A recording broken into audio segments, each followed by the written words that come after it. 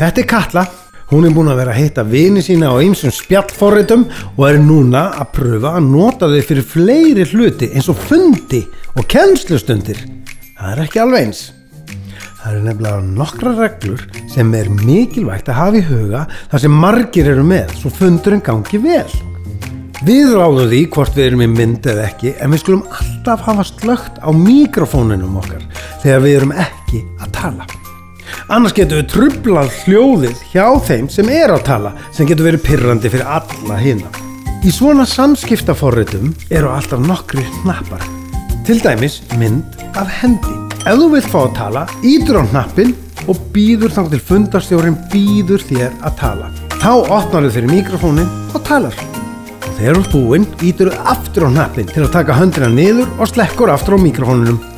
Það líka mynd af talbólu á skjánum og ef þú ýtir á hana getur þú skrifa spurningu eða það sem þú vilt segja. Þar getur líka lesið það sem aðrir skrifa. Best að nota ekki stóra stafi þegar við skrifum. Nema við séum að leggja mjög mikla áherslu á það sem við erum að segja.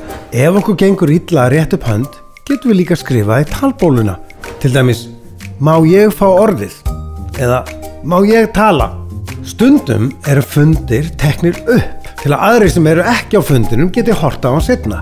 Þá kemur upp rauður punktur á skjáinn. Oftast láta fundarstjórar vita ef fundurinn tekin upp. Ef við viljum ekki vera í mynd á upptökunni þá slökkum við á myndavélinni. Nema það sé til dæmis í kennslustund og kennarinn óski eftir því að sjá ykkur. Munum að vera alltaf kurteis og sanngjörn í samskiptum á netinu. Ef þú sérð eitthvað sem þér finnst óþægilegt eða eitthvað sem kemur upp á í samskiptum við aðra á netinu sem þér líður illa með og þið vantar hjálp alltaf hægt að tala með einhvern sem hún treystir, leita til þroskahjálpar sem aðstoðar þig og gefur þér ráð og leiðbeiningar, hringja í 1717 hjálparsíma Rauða krossins, fara á 1717.is netspjall Rauða krossins, tilkynna efni á netinu og samfélagsmiðlum til ábendingarlínu barnaheilla, hringja í 112 í neyðartilfellum.